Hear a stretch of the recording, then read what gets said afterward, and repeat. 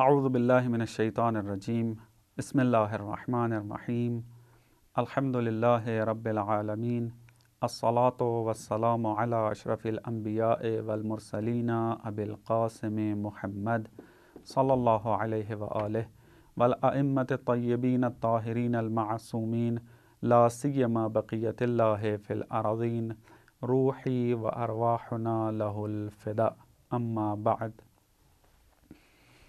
پچھلے درس میں آپ کی خدمت میں روح کے مجرد ہونے پر عقلی دلائل پیش کیے۔ اس درس میں قرآن کی روح سے تجرد روح کو بیان کرنا ہے۔ ہمارے پاس بعض آیات موجود ہیں کہ جس سے ہم یہ ثابت کر سکتے ہیں کہ روح ایک مجرد چیز ہے، مادی خصوصیات نہیں رکھتی۔ مثلا سورہ اسراء کی آیت نمبر 85 کی طرف اگر رجوع کریں تو وہاں یوں ملتا ہے، بسم اللہ الرحمن الرحیم وَيَسْأَلُونَكَ عَنِ الرُّوحِ قُلِ الرُّوحُ مِنْ أَمْرِ رَبِّي۔ خداوند متعال فرما رہا ہے کہ اے پیغمبر، اگر تجھ سے روح کے بارے میں سوال کریں تو ان کو جواب دو کہ روح خداوند متعال و رب کا امر ہے، امر خداوندی ہے۔ اب یہ امر خداوندی ہے، یہ شاہد مثال ہے ہماری کہ اس امر خداوندی سے کیا مراد ہے۔ اگر ہم دوسری آیات کی طرف رجوع کرتے ہیں تو اس امر کی وضاحت ملتی ہے۔ مثلا سورہ یاسین کی 84 نمبر آیت میں یوں خداوند متعال فرما رہا ہے، بسم اللہ الرحمن الرحیم انما امرہ اذا اراد شیئا ان یقول لہ کن فیکون، کہ خداوند متعال کا امر جو ہے، خدا اگر کسی چیز کا ارادہ کر لیتا ہے تو اس کو کن کہتا ہے اور وہ ہو جاتی ہے۔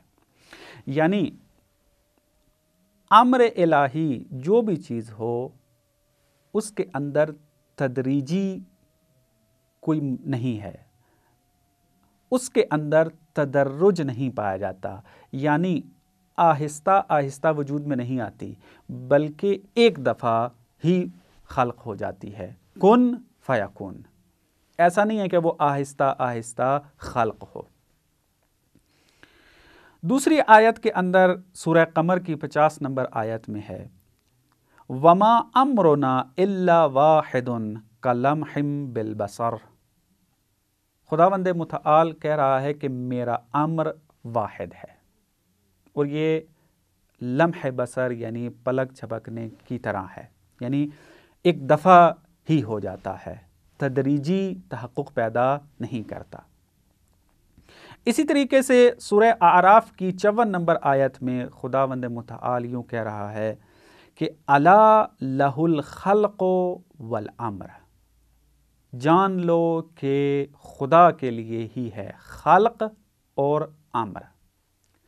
یہاں سے علماء و مفسرین نے اس مطلب کو بیان کیا ہے کہ امر خلق کے مقابلے میں آیا ہے، تو معلوم ہوتا ہے کہ خلق اور امر کے درمیان فرق موجود ہے، اور یہ بیان کرتے ہیں مفسرین کہ خلق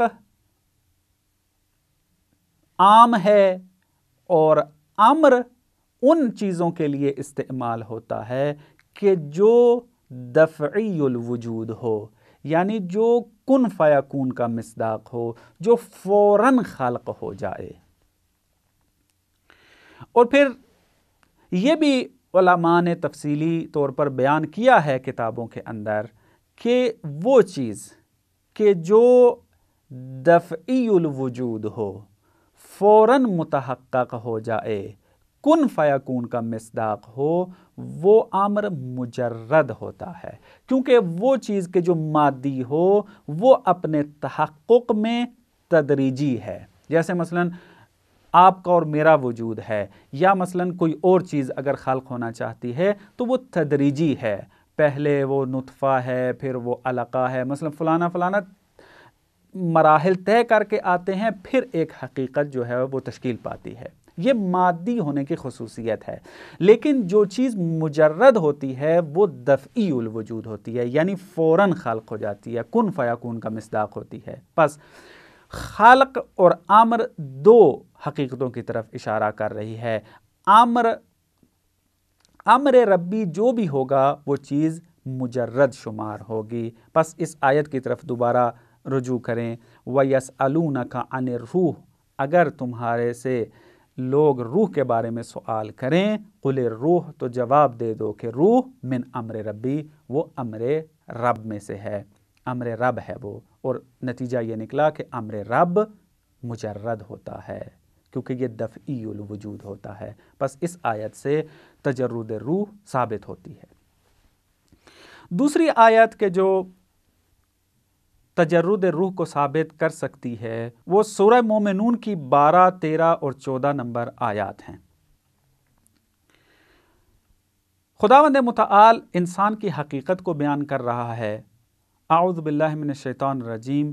وَلَقَدْ خَلَقْنَا الْإِنسَانَ مِنْ صُلَالَةٍ مِّنْ طِينٍ ثُمَّ جَعَلْنَاهُ نُطْفَةً ثُمَّ جَعَلْنَا النُّطْفَةَ عَلَقَةً. اور آخر میں پھر خداوند متعال یوں فرماتا ہے ثُمَّ أَنشَأْنَاهُ خَلْقًا آخَرَ.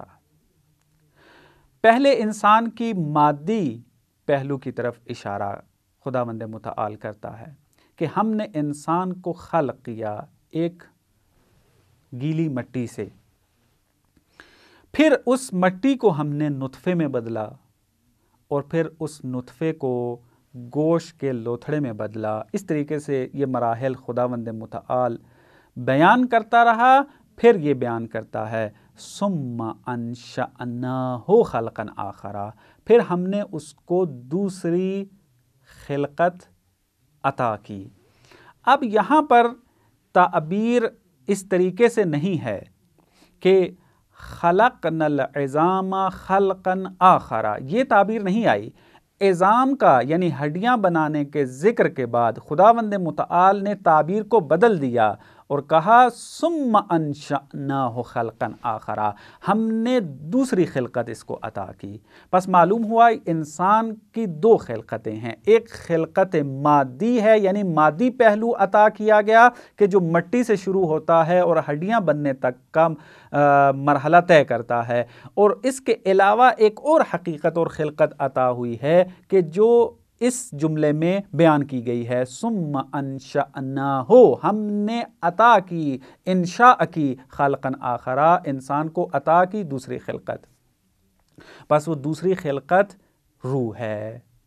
اب یہاں پر انشاء کی تعبیر کو استعمال کیا ہے، خالق کی تعبیر کو استعمال نہیں کیا. یہاں سے مفسرین نے یہ استفادہ کیا ہے کہ یہ جو دوسری خلقت عطا ہوئی ہے یہ مادی خلقت کی طرح نہیں ہے، وإلا وہاں بھی خلقنا کی تعبیر استعمال ہوتی، انشأنا کی تعبیر استعمال نہ ہوتی. پس معلوم ہوا کہ روح مجرد ہے. قرآنی اعتبار سے ان دو آیات سے ثابت ہو جاتا ہے واضح طور پر کہ روح مجرد ہے. والسلام علیکم ورحمۃ اللہ وبرکاتہ.